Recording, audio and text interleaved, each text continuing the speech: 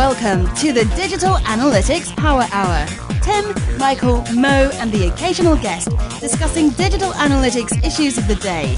Find them on Facebook at facebook.com/analytics hour and their website analyticshour.io. And now, the Digital Analytics Power Hour. Hi everyone, welcome to the Digital Analytics Power Hour.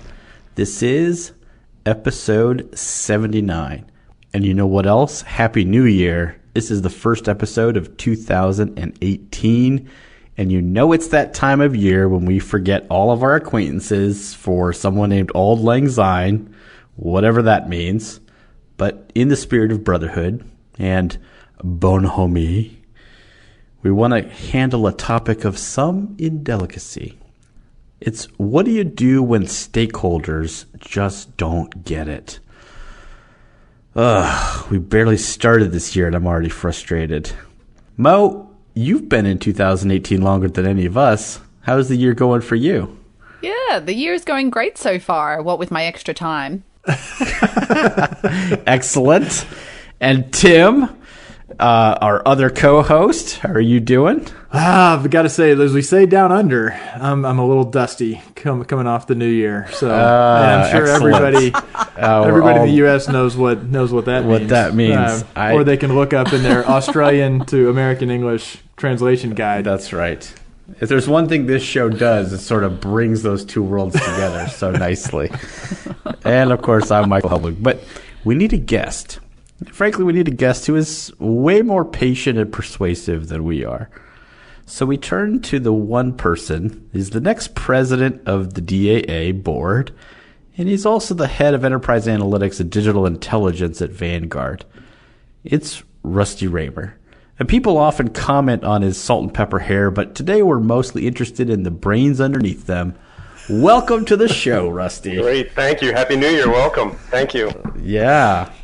And by people often comment, as I understand it, you mean a drunken lady on the streets of New Orleans during DA Hub, just to be clear. Yes, thank you. Listen, I was there to witness the birth of a legend.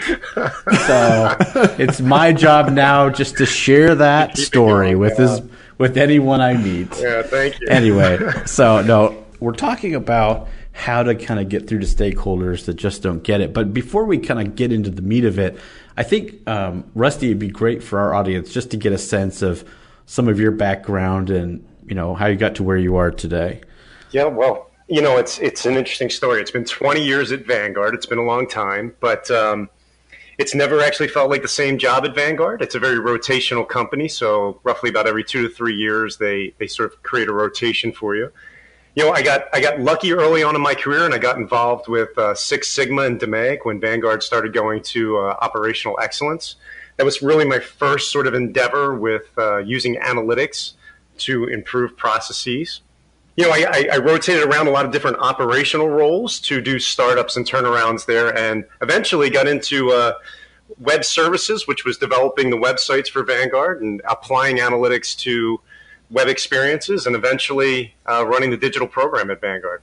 Excellent. Well, then you're perfect, because I think along the way, you've had many opportunities to run into folks who don't necessarily understand the concept of analytics, understand the concepts of digital analytics, all the reports and the data that might be coming out of them.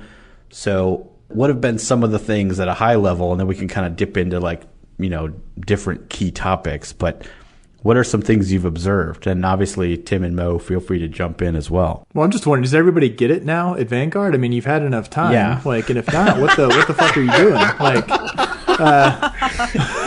No, didn't you hear him, Tim? Every 2 years, they have to start over again. Yeah. No, I'm just kidding. No, I wish that were true, but it's still as much a challenge today as it was then. I think as the analytics evolve, the challenge to use them appropriately continues to be there, and you get new folks coming in the pipeline, new leaders, and so it's a constant education and advocacy process for how to apply analytics to problems. So I don't think it's ever done. I mean, I think all of us have been in this for probably 10 years or so, and it's still the first thing that analysts say they get challenged with when you speak them, new or old. So it just seems like it's an eternal problem or challenge for the analyst. And what do you think really that challenge comes down to? Is it not trusting the person or the data or the process? Like, from your perspective, what has been the most difficult, I guess, obstacle?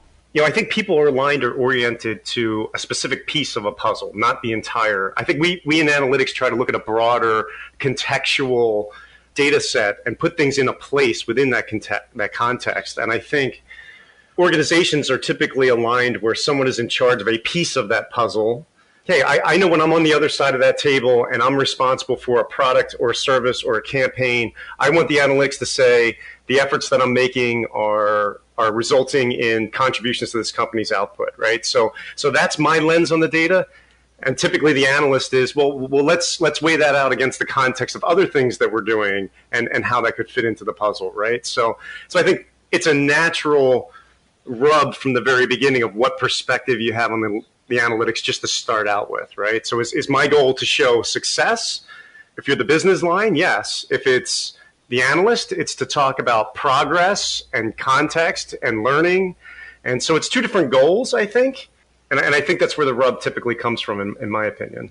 I like that framing. I just had a little bit of a flashback to a recent episode with a client that sadly, and I think this is probably the case for all of us, I won't speak for you, that it's like, oh, I've been here before. And that's like dealing with a media company, digital media, and watching that they want to measure sort of through the click. But then you're actually looking at the site analytics and saying, well, there's a 96%, bounce rate, and it's like laughably small, and trying to work with the business and saying, what are we really trying to do with this media campaign? But they've got groups they're working with that are really focused on, what's our cost per click? How many impressions do we have? And that's like, we have visited that well many times, and it's very, very frustrating.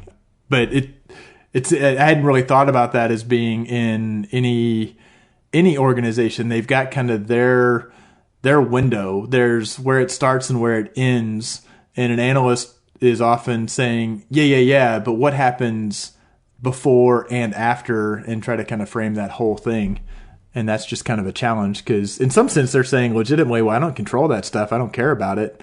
I care about what I control, right? Yeah, absolutely. And I think, that's just one of the challenges. I think that you also have the other one you see a lot is, I've already made the decision. We've already invested the money. We've already done this thing. And now I need the analytics to show this worked, right? And so, again, from the analyst side, you're looking at it and going, I had other options that I could have spent that money on. I really want to be on the informed side of that decision rather than the just, tell me how the mortar landed in the field and how many people I hit with it. How do you say, well, maybe you should aim before you fire next time? Use my analytics to help guide that. So I think that's the second big challenge. So I think it's one, having a narrow slice of this is the thing that I'm responsible for and I'm working really hard at it. And I want analytics to show that I've got success. And then I've already made the decision. I've already made the investment. Bring the analytics to the table to show that was the right decision to have made, right? Or the right investment to have made. So how have you actually, like, that example about the mortar really makes sense to me. How do you, I guess, get those stakeholders that kind of are really involving you right at the tail end, like here's where it fell, etc., and bring them along to actually next time let's use the analytics to figure out where to aim? Like, how have you shifted stakeholders' perspectives from one to the other? Yeah, so this might be different because I'm inside an organization, right? So I'm married to the outcomes of an entire business, even if we're just talking with one particular stakeholder who only has a piece of it. So to me, that kind of mindset is symptomatic of a broader conversation that isn't happening somewhere in that business line, right? So where is the contextual conversation of all marketing channels rather than this particular marketing channel, right? Where is our scoring of marketing success, right? Where do we have the broader conversation happening? Where do we have the engagement with analytics happening that prevents us from looking at such a myopic piece of data or outcome.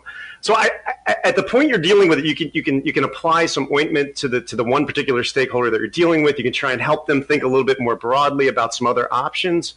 But I see that as an opportunity to figure out somewhere else in that business line where a different conversation needs to be created, and how can I get in there and start bringing data to the table that's going to change the conversation, right? That's what I see that as an opportunity to do. Which you've kind of done, right? If I'm kind of recalling from when I have seen you present, you do have kind of a sort of strong, mature point of view and process that you can use to evangelize to the organization. So if person X is a stakeholder who's not getting it, it seems like you sort of just don't take your eye off the ball of what is the more systemic, broader organizational approach. And is that, I mean, there's what's said on the slides, but then there's what's being said when you're being grilled by tough podcast interviewers. Like, I mean, it seems like that. It seems like that would work, right? So it does seem like countering when somebody's coming at you with how important is it for you to have sort of a strong organizational why this is the system and the process? How much does that bolster you against myopia and some of the other challenges? Right. So it's changed for me, right? In the a few years back when we didn't have a center of excellence or hub and spoke model, you had to do the business level reporting and analytics to support the daily decisions being made in the business. And it was really hard to find the time and the resource to get around the conversation to try and create a more strategic conversation upstream of where you're having these tactical conversations about analytics. That was hard. I think since we've moved to a center of excellence model and we've built that out, we've got spokes in the business line who are serving that daily question, and we can separate ourselves. It's sort of the Google 20%, right? So that 20% either has to be one team who's serving the daily analytics needs, finding 20% of their effort to go end around on that conversation to be more strategic, or you create a center of excellence whose 100% of their time is dedicated to that, but that resource pool is only 20% of the resource pool that you have available working on analytics, if that makes any sense, right? So how is your so when you say hub and spoke, is that members of your team who are positioned in the departments, or is that members of the departments who are supposed to be working on analytics and their dotted lines into you? Yeah, so we've helped each business line for us, and business line isn't necessarily division. It might be in a division, you might have an operational group who wants to use digital analytics to optimize, sort of e-commerce and fallout from the web. And then you might have experience groups who want to improve the customer experience, optimize some marketing campaigns. So each one of those within a division, we have helped them staff up and build their own analytics teams within that. Then we stitch them all together through a dotted line as a community of practice. And my team sits at the enterprise level supporting that community of practice, making sure they have the right tools to do their job, training, working with them on projects, and then doing that. Hey, they're really weighed down with the daily reporting and ad hoc questions of the department. Where do we think we need to mature the department's, the strategic analytics insight? They're not getting enough value out of analytics because they're asking tactical. How can we help them use the data that's available to them to be more strategic with it, create a broader conversation, create a marketing scorecard rather than a campaign level report, or integrate the data more and have a more multi-channel view of the data, near real-time analytics of their operations, that sort of thing. So will there be analysts in one of those spokes who say, I'm getting clobbered by stakeholders who don't get it. I only joined this 3 months or 6 months ago. You were part of bringing me in. I don't have the trust and the credibility to shift my group. Hey, Rusty, can you and your team come and kind of have the more kind of be the hammer a little bit? Like, does it work that way, or? So that's a good question. We play, for us in the Center of Excellence, we sort of have this service model that goes lots and lots of consulting at the top of the funnel. We try to mine opportunities to broaden the conversation in a department or mature a department with a solution. So we'll turn that into a proof of concept for the business line. And then we'll work very, very closely with the business line analyst, if that is successful, to enable them. So we have an enablement phase where we teach the business line analyst to use the solution that we developed. We refine it a little bit more and make it theirs. But through the consulting layer is where we're sort of always attending different meetings, where we're working with the marketing managers or the business operations leaders and sort of trying to guide that conversation up out of the tactical reporting and more to the strategic level. I mean, that's what we're there to do, right? And then when the opportunity presents itself to say, hey, don't you really want to be thinking more strategically and holistically about your marketing efforts? I'm thinking you want to know, when I launch, when I've got a goal of product or service awareness, what is the best channel that I should be launching that in to get that result? It's hard to do if we're analyzing everything at a campaign level. We'll never assemble that insight up to where we can answer questions like that. I'd love to help your team come into a place where it's answering that more strategic question for you, and then work with the team to get them up into that place, right? To give them a solution that they don't have time to develop to move them up into that place. So we've always got one hand in with the leadership and one hand in with the analyst team, sort of supporting both sides of that, really. I'm just thinking about the analysts in positions that kind of don't have that group, and also that trust that you've built clearly in your organization, where people really listen to you when you're like, okay, here's the strategic direction, here's the bigger picture, how do we take a step back? For those, I guess, less experienced analysts that are really at the coalface, I mean, I'm just thinking about like, how do you really develop to that point where you're getting hammered with request after request? Like I still get requests like this, like, give me the click-through rate for this, give me the bounce rate for this, give me the number of users, the number of sessions, and that's the ticket that someone will create and be like, give me that. Yeah. And I have to go back and be like, actually, what are you trying to understand? What is the question we're trying to answer? Like, what kind of techniques have worked for you in, I guess, challenging stakeholders who were really kind of like, I don't want to say pushy, but like maybe not sure what they're doing quite yet? Yeah, I think, there's a couple techniques that just sort of stretch the conversation a little bit broader. I had my former lead analyst, he moved on, he's leading the analyst organization over at Project Management Institute of America. And he had a great way about him. He'd go into a meeting and folks would say, we need to know the bounce rate of this. And Joe would go in there and he'd say 15,000. He made that number up, totally made it up. And he'd say, where are we going with that? What are we doing with that? What's our next decision off of that? Are we driving? Are we pulling a lever differently because we know that now? And sort of he had a really good way that was sort of getting at, I can go spend a lot of time to get that answer for you, but on the back of a napkin, I just gave you something. Oh, well, that's just good to know. Okay, well, then I saved us a lot of time by not going off and sort of digging into that answer, right? Let's get to data that's going to help us pull the lever differently the next time we do this. And what is that, right? Mm-hmm. So he had a really good way of reframing the conversation. I think every analyst has to be part-time consultant. That is part of the responsibility of the job, I think. And as you mature, that becomes a greater part of your job, right? Now, you bring up the trust question.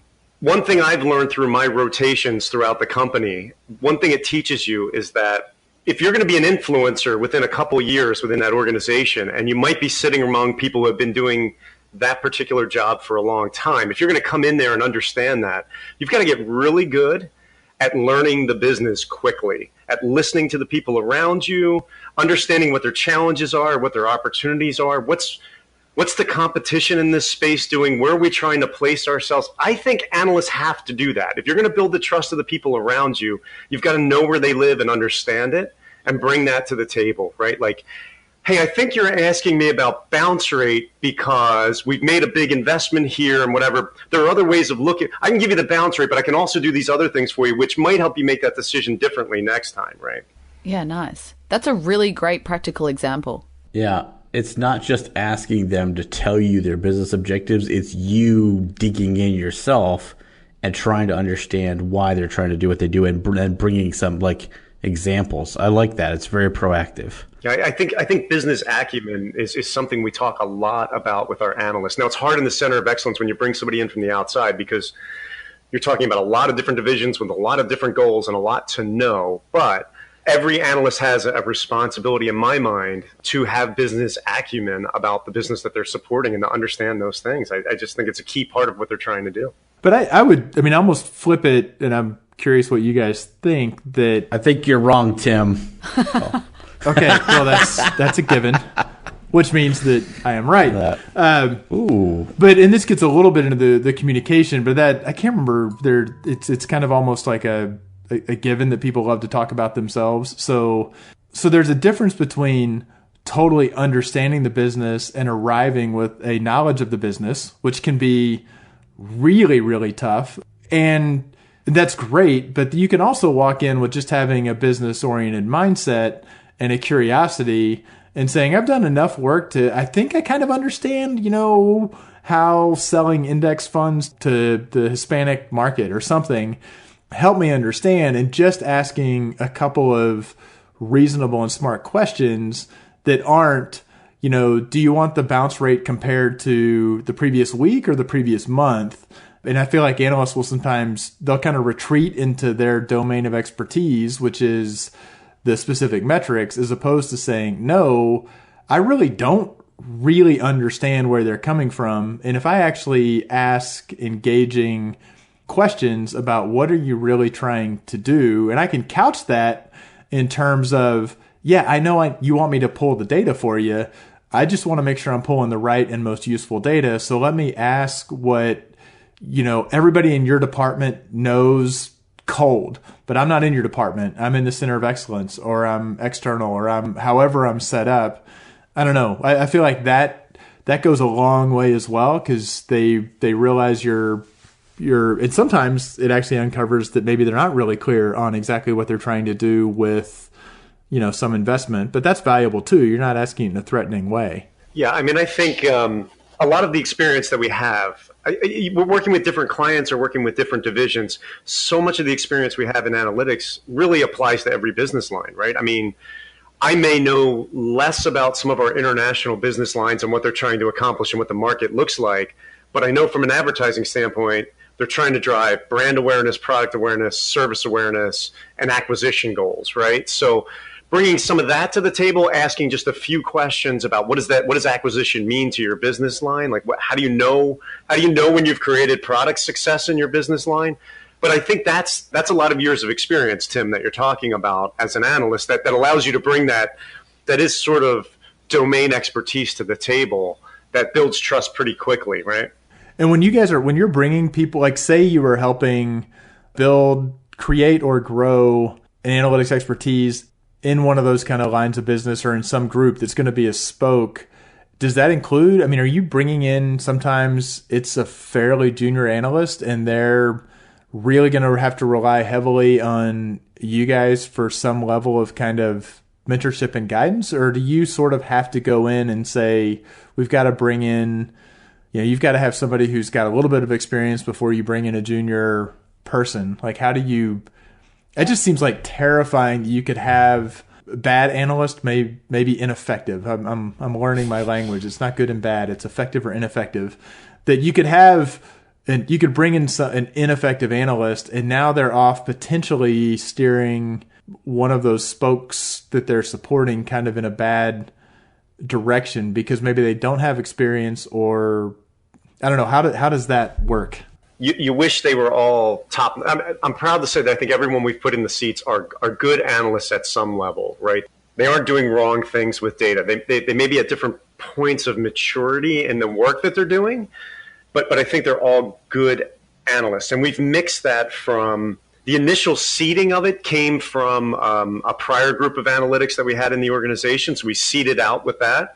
We brought in some outside folks, and then we brought in some, internal hires that we felt had the analyst genome that could sort of join that collective group. Now, I say that, but not every department has 3 or 4 analysts. Some only have 1, right? So you really need to make sure you got the one right. So we've been pretty lucky that way. I think as things grow, we might be a little bit more challenged with that, but I think we've been in the initial startup phases and staffing of this model. I think we were really particular knowing who we put in these seats were going to be really, really critical to the outcome of the entire model. We were pretty particular about who we put there. Now, hey, in some business lines, you're one analyst among, I don't know, maybe 50 marketers, right? So your challenge is still teaching 50 marketers what to do with analytics and how to apply what you're capable of doing to the business problems that they have, right? So some people are better at the consulting side of that than others. And I think where we see that happening, we spend a little bit more time to try and support that group and give them the extra support that they need on that conversation.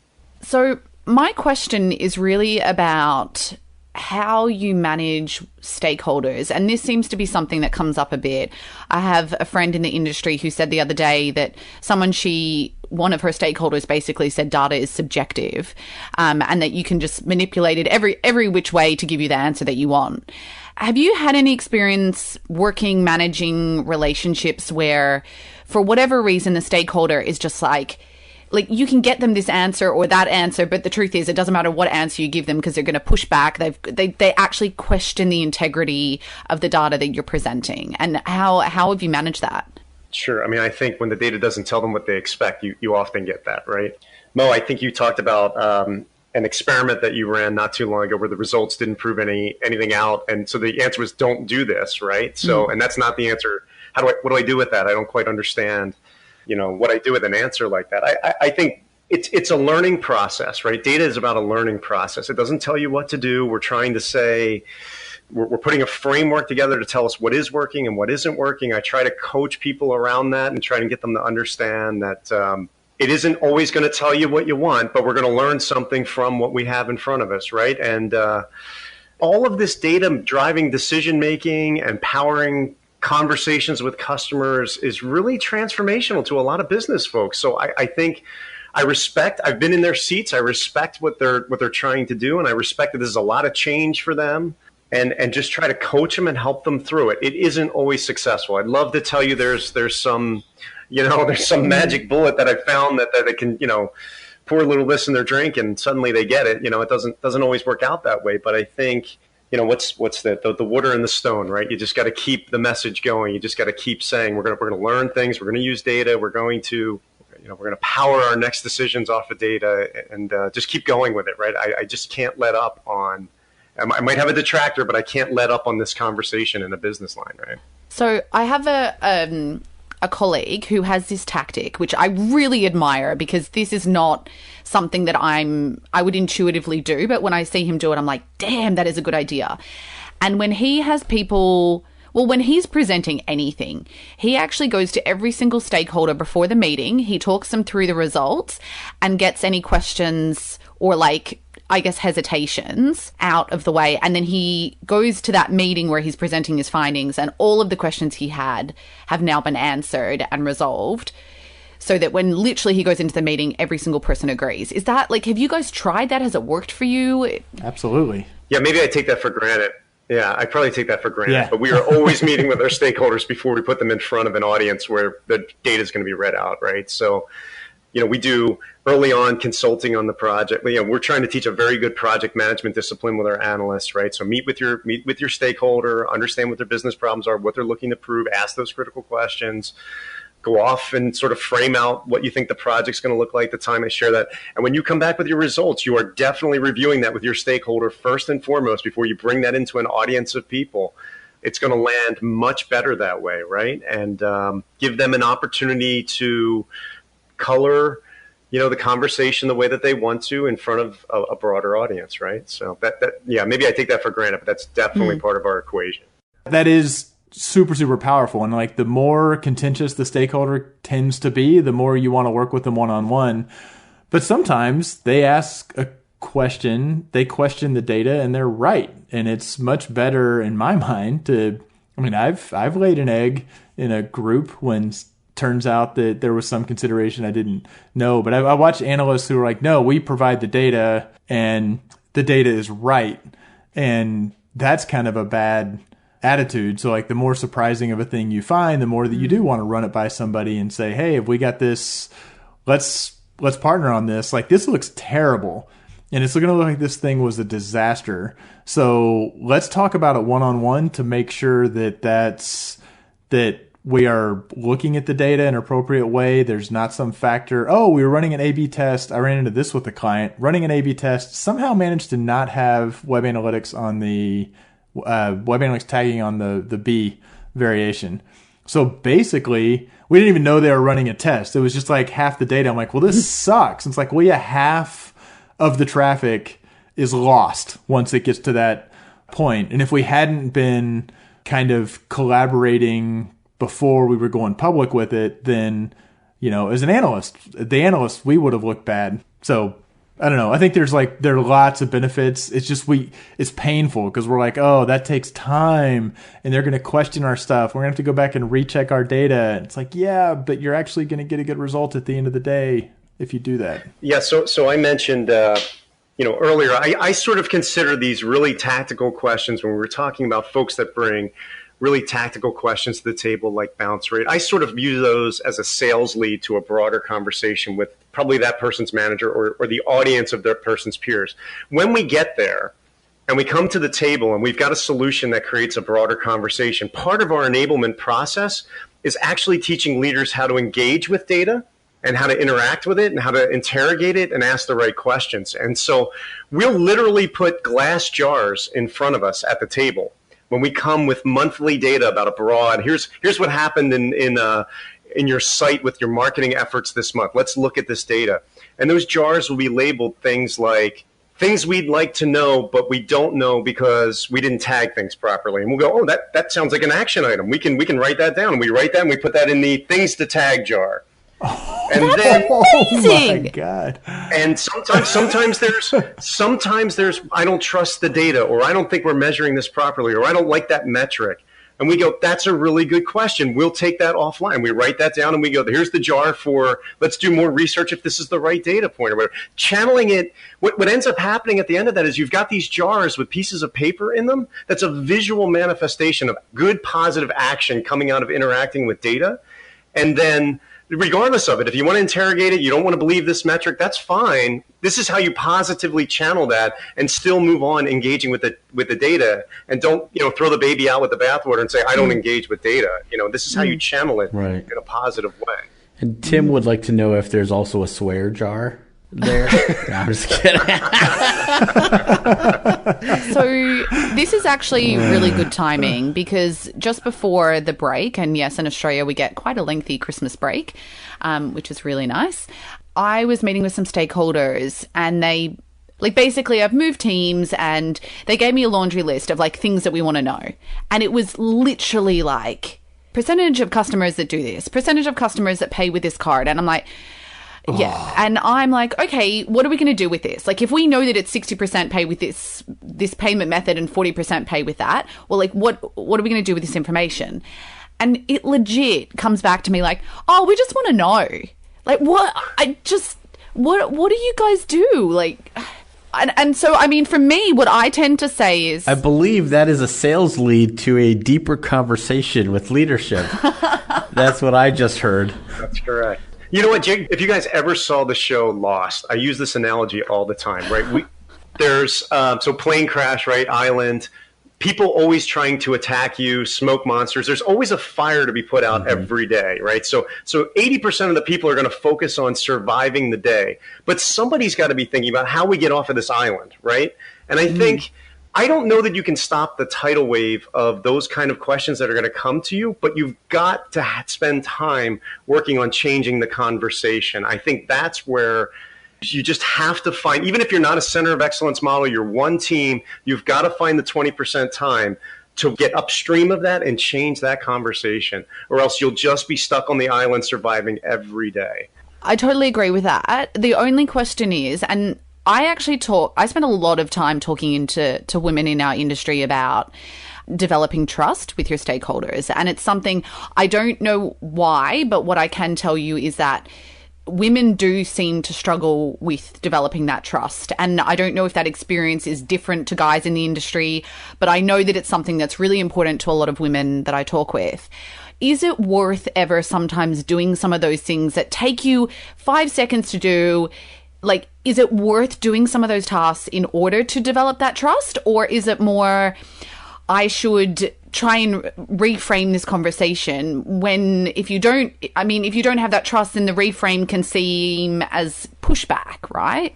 I mean, to me, it's this progression with if you just start saying no, like as you said, and I think regardless of gender, if you're saying, yeah, you're asking for X, and in your head you're saying there's no value, like you can probe a little bit, like what are you going to do with that?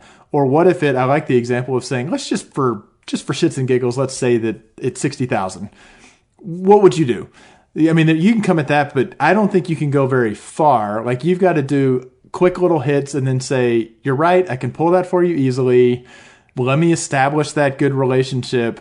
And I do think you're walking it's a balancing act, because if you continually do that, then you just kind of become their bitch, I guess would be the phrase that's popping to mind. And you've kind of trained them that they can just tell you, give me this, give me this, give me this. So to me, that is like part of the art of being an effective analyst, is not looking like you're stonewalling and holding the data hostage, but also gently trying to guide them. And if you can actually say, oh, here's your number is 60,000, but also it seemed like you were really curious about this, so I also did this other thing that you didn't ask for. I drew a picture. I just drew a diagram to show how this fall off is happening. Something they didn't ask for, but you sort of detected, and it does take more time. But that's when all of a sudden they're like, oh, and then all of a sudden they spend all their time talking about this thing they didn't ask for directly, and you're kind of off to the races.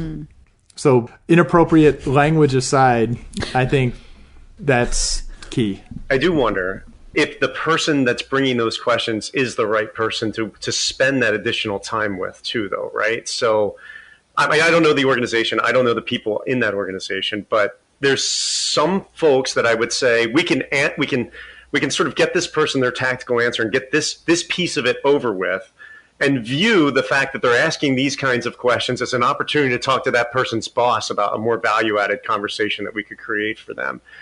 I don't know. I think that's probably really proprietary to every business and who you're dealing with and what the what the politics of that organization are. But it's a math equation between, this is definitely a sales lead to a broader conversation, but is it this person that I'm going to have that conversation with, or just get this pain over with as quickly as possible and go upstream and offer the additional services to a different person upstream of that person?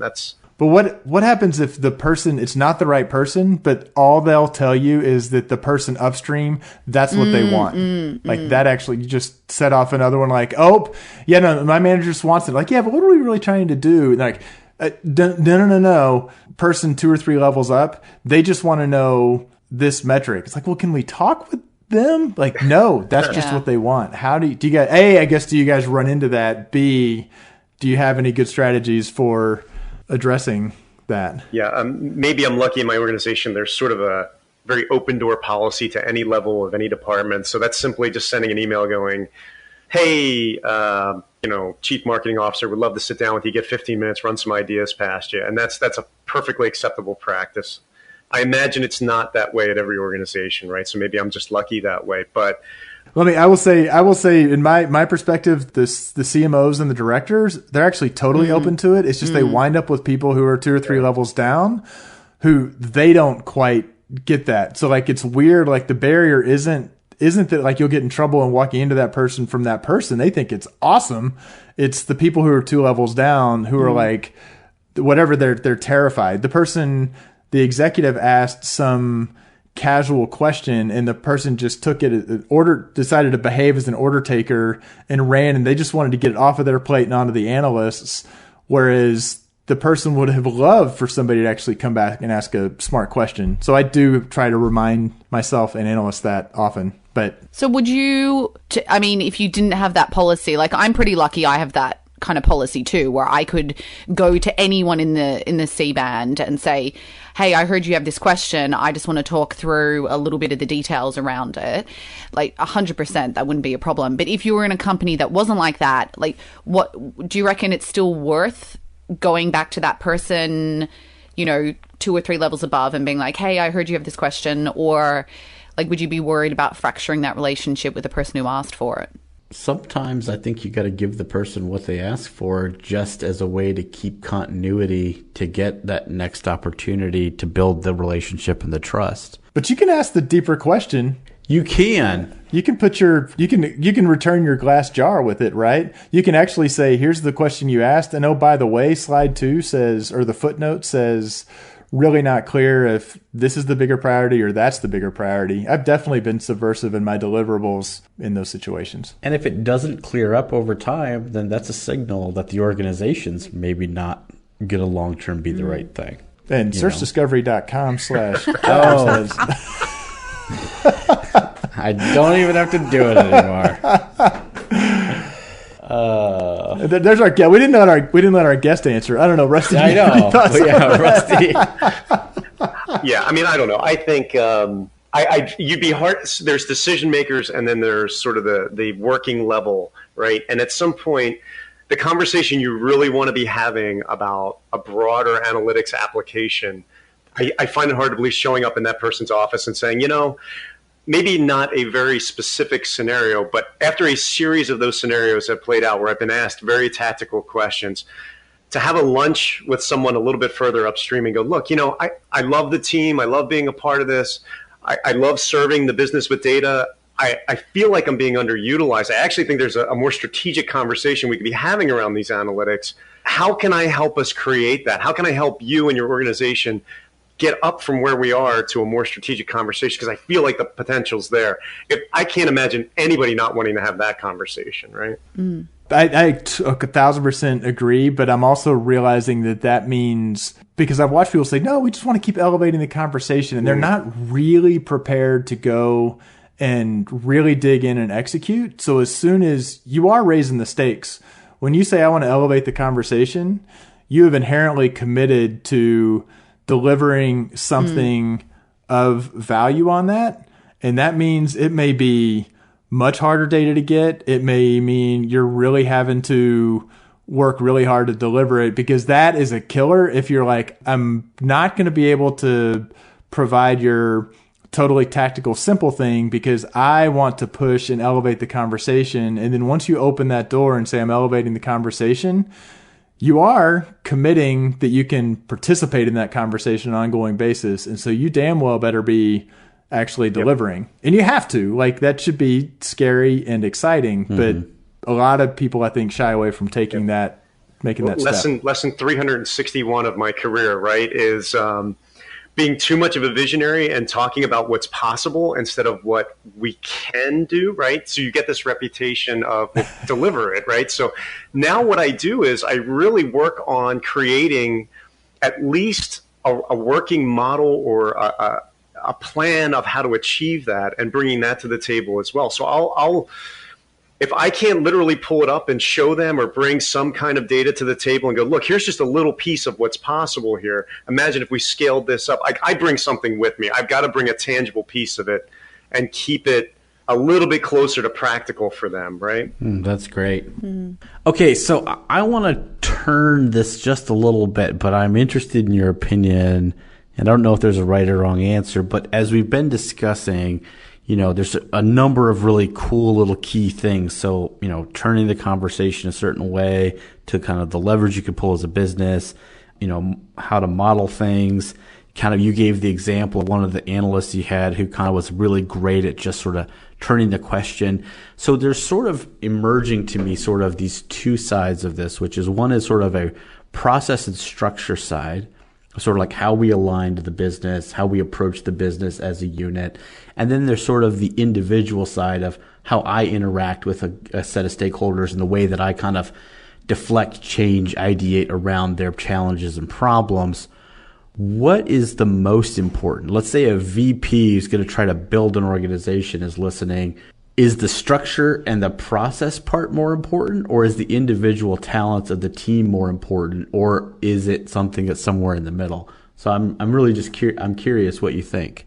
Both, but I think there's an order, if that makes any sense, right? Yeah. No, that's good. I think you won't get there if you don't have both sides of that equation, but I think the faster way to the answer is helping an executive get what they need at the table at a very high level, and then driving down through the organization the analytics that are going to, so like help them get a baseline of how well their marketing is performing. Like, go after that problem, right? Because money is following that problem, right? Their investment, their major decisions they're having to make year over year, there's not a chief marketing officer in a company that isn't having to do more with less every year, right? So analytics can help them spend that money more wisely and get good results. So getting to that person and helping with that problem, if you can do that and then drive that down, will put the priority in the right place. And then you've got to help the team sort of mature around being able to answer those questions. I think that's where I've seen it work best, right? And I've seen a lot of bottom up, and I see it stall at a certain level, right? Like you can get good ground level, but the numbers are not in their favor, right? It's just not going to. It's never going to achieve what it can achieve if the top isn't on board with that and driving it through the organization. Okay, no, I think that's a really good point, and that's a tough one. That's tough for people. What happens where you have stakeholders that are really data savvy? They believe in using data to make decisions. They're totally across the process, everything. So what ends up coming out is that every time they ask you for something, they give you the context, they give you like, here is the decision that I'm making with it, but then it's also like, this is exactly how I want you to do this analysis, and then can you visualize it this way and use these data sources? Like, I imagine this is something that you've encountered, in your career. Like, what do you just do exactly what they say, or like how have you managed that if it's someone who really does believe in the process, but is also highly educated about data? I think we have people who are really, really savvy about data, but I don't think we have people who are savvy about digital data. So I've never had a person that's come with such a strong opinion. They might have framed the problem very specifically and said, I need data that does this, but I've never had them actually go to the extent of telling me how to perform the analysis or how they want to visualize the results of that. I've never actually come across that. So I don't have a good answer for you there, unfortunately. Mm-hmm. That's maybe sort of keep your enemies close, right? And keep your friends close and your enemies closer, right? So that's somebody who can be, in some ways they're a good client because they're really passionate about data. In some ways they're going to be the most challenging client you've ever dealt with, right? And so I'm going to want to collaborate with them. I'm going to want to figure out how to shape them a little bit and partner with them. So that's what I'm going to look for there.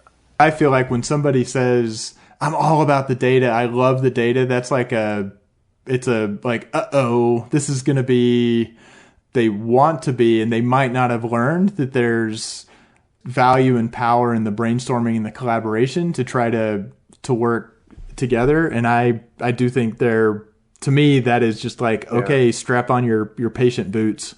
Because a lot of times they'll say, I'm totally bought into the process, but the process they're bought into is their process, which is the process they learned at the previous organization that was a media agency and therefore was a complete disaster. So that's all I can do is say, be patient and try to figure out how not to piss them off. Or if they go too nuts, it's like, well, I'll send you a login. Like, if sounds like you know exactly what you want, you should have an email in your inbox with the login. If you'd like me to review your results before you present it, I'm happy to do so. I haven't actually done that, but that's right. Here's a length of rope. Good luck out there. All right. Well, Tim, listen, I know, Tim, you've got lots more questions, but unfortunately we've got to head to a last call. It's great. This is a really good conversation, and actually surprisingly, well, no, not surprisingly, I'm very impressed by the level of depth that you are covering it, Rusty, and I've got a lot of really awesome notes that I'm kind of excited to kind of think through.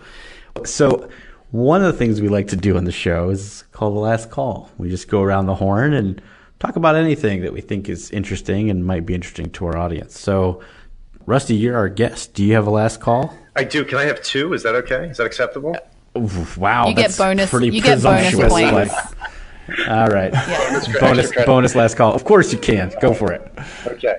that's okay. Michael and I will have exactly. the same one, so you'll make up for I mean, technically you are the king of the DAA, so that's right. You can have one for the salt and one for the pepper. There you go. All right. Well, I think about a decade ago, I remember working with Jerry McGovern. I don't know if you guys know Jerry McGovern or not, but he was really big on customer care words. and framing your user experience around customer care words. I find myself coming back to Jerry McGovern's blog again as we think more about journeys. I think he's really talking a lot about marrying user experience, analytic data, customer care words, content strategy, and voice of customer together to really drive out a better customer journey. I think he's always been passionate about that, but he's sort of added those other disciplines in, and I find myself peering over the journey analytics edge going, this is a lot of what we're going to have to do. So I find myself reading his blog a lot more these days. So literally, what's a customer care word? Yeah, so Jerry, when we first brought him in at Vanguard years ago, his thing was he worked with an airline company that was offering really cheap flights, but they were using on their website discounted airfare, and they were practically giving the seats away, but no one was taking them up on the offer. So Jerry went out and really found that he did a study with their customer base about what their brand stood for and what words resonated for them, and it turned out cheap airfare was the way they thought about that. So the content strategy of the site didn't align with the way the users thought about the process. And so it was about optimizing to the words that are in your customer's head about your brand and how to think about various actions. So, but he's expanded that more into a more journey-based, analytics-driven sort of approach. So again, I find myself reading his blog a lot more again these days.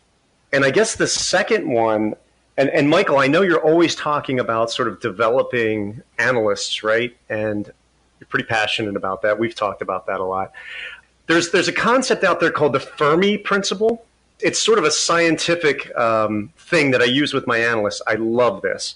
It's really about how you use a limited data set to do back of the napkin math to sort of estimate what an outcome could be or would be. To me, it's all about how a scientist or how an analyst thinks about how they would tackle a problem, an analytic problem, and it really getting people thinking about that. So one of the famous applications of that is, how do we know we are the only beings in the universe, right? And so there's a limited data set. You only have the data set that's available to you from your perspective. How do you tackle that problem? And so it really helps me work with the analyst to develop that next level thinking about how you assemble analytics to answer really, really difficult questions in ways that there isn't a perfect data set to do that, right? So how do you approach that? So I don't know if Michael can remember, but we had a guest who it was around the Fermi. Who was it though?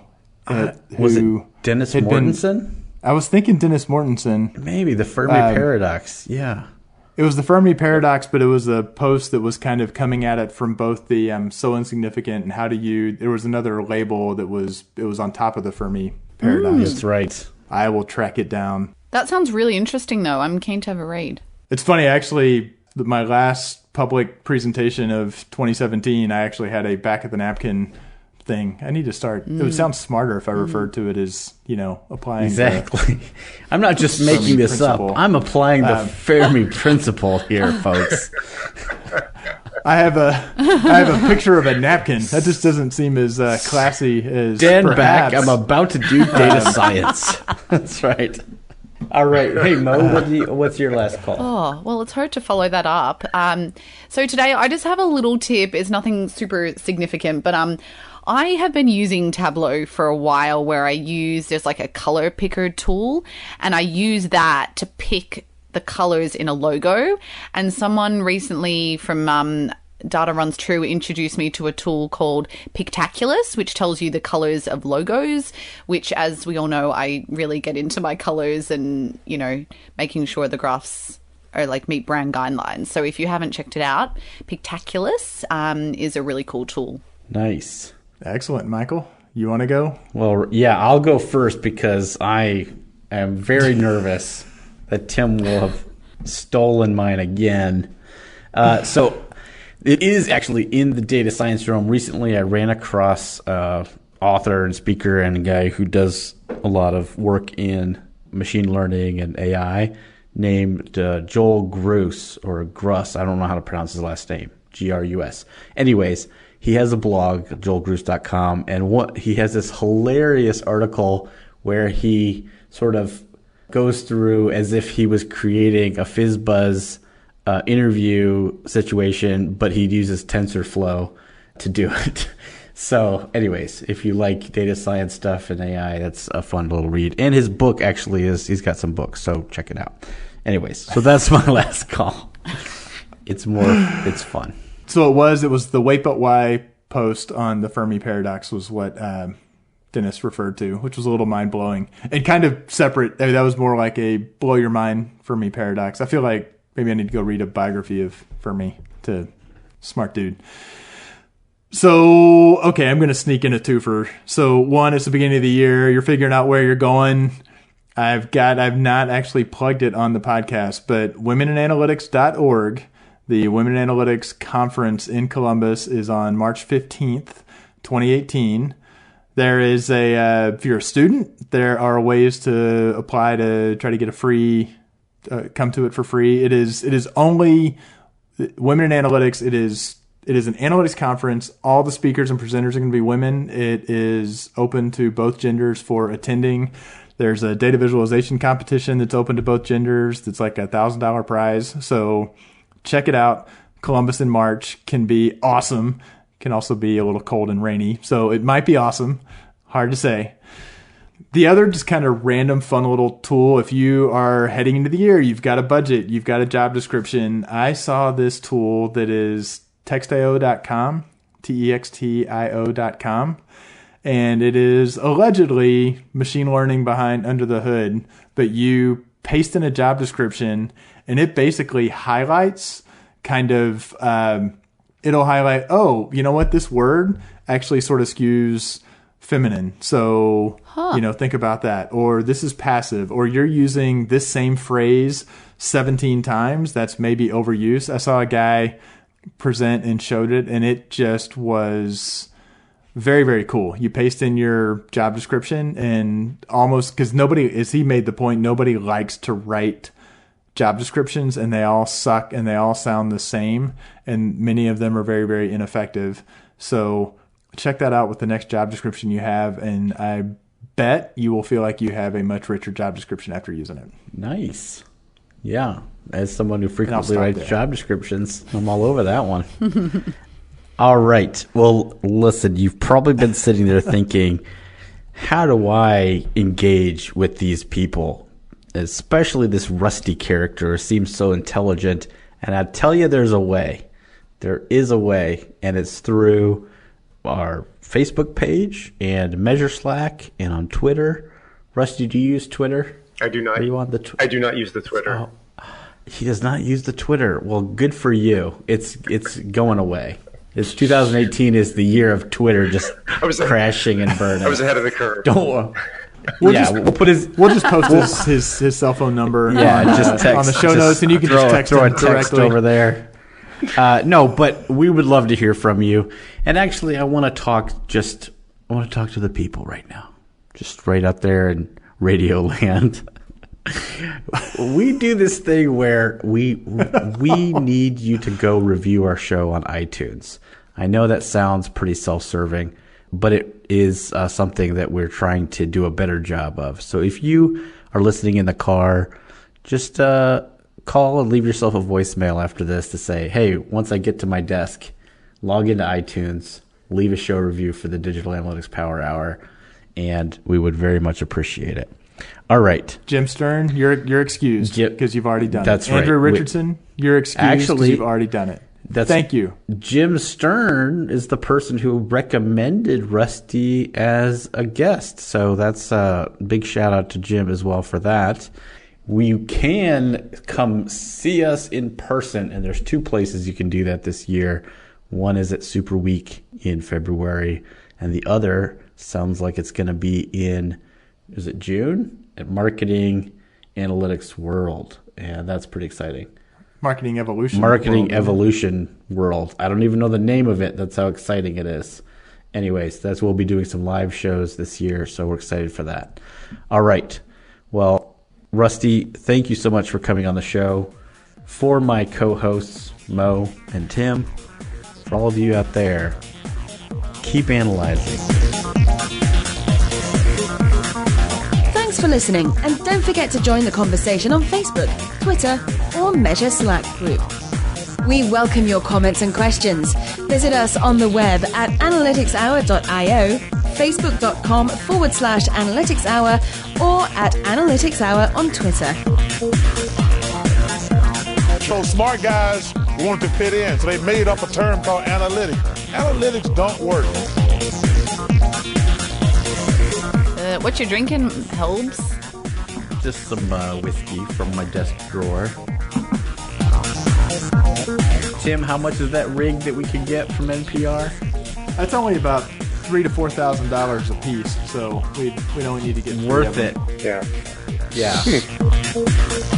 I'm really addressing Michael You. with that. I'm pretending I'm telling you that, but Michael's like, oh yeah, oh that was fucked up. Let me try that again. Okay, so then Believe in your skills, Tim. I don't know how to deal with stakeholders who don't get it. I give up and go home. Oh, that's what I was. I'll take that. That's what I should have That's said. good. Stroke Tim's ego. Rusty is the king of analytics in the United States. So, other than being a few time zones away in the Yeah. wrong cuisine, it was completely spot on. You were a little dusty Okay. there, Tim. And Tim is shaking his head furiously. Great job, Tim. All right. You summarized it so well. No one needs to say anything. You just nailed it. And feel free, Tim and Michael, to jump in if you Oh, want. Tim will jump in, all right.